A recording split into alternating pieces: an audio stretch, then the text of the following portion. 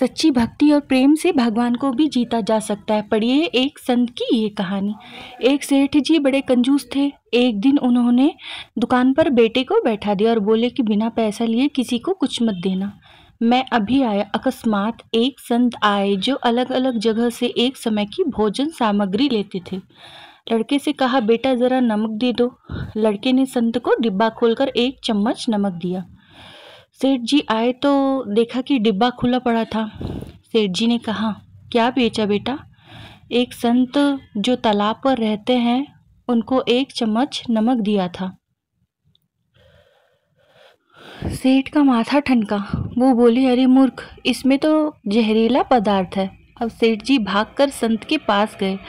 तब तक संत भोजन बनाकर भगवान को भोग लगाकर खाने की थाली लेकर बैठ चुके थे। सेठ जी दूर से ही बोले, महाराज रुकिए, आप जो नमक लाए थे नमक नहीं था बल्कि जहरीला पदार्थ था। कृपया करके आप ये भोजन न करें। संत जी बोले, भाई हम तो प्रसाद लेंगे ही, क्योंकि भोग लगा दिया है। भोग लगाकर भोजन छोड़ नहीं सकते। अगर भोग नहीं लगता तो भोजन बेशक छोड़ देते। ये कह के संत ने भोजन को प्रसाद समझकर खाना शुरू कर दिया। सेठ जी के होश उड़ गए। वो रात भर वहीं बैठे रहे। सेठ को रह रह कर ये चिंता सता रही थी कि अगर संत को कुछ हो गया तो बड़ी बदनामी होगी। रात में अगर तबीयत बिगड़ी तो कम से कम वैद्य को दिखा देंगे। सोचते सोचते उसे नींद आ गई। सुबह रोज की तरह संत जल्दी उठ गए और नदी में स्नान करने लगे। सेठ जी ने कहा, महाराज तबीयत तो ठीक है? संत बोले, भगवान की कृपा है। उसके बाद वे पूजा के लिए मंदिर में चले गए।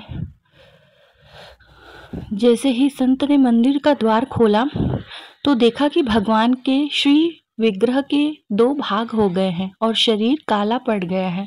ये देखते ही सेठ को सब समझ आ गया कि भक्त के अटल विश्वास को देखकर भगवान ने भोजन का जहर भोग के रूप में स्वयं ग्रहण कर लिया है और भक्त को प्रसाद ग्रहण कराया। उसके बाद सेठ ने तुरंत घर जाकर बेटे को दुकान सौंप दी और स्वयं संत की शरण में आकर भगवान की भक्ति करने लगे। जय श्री राधे कृष्णा।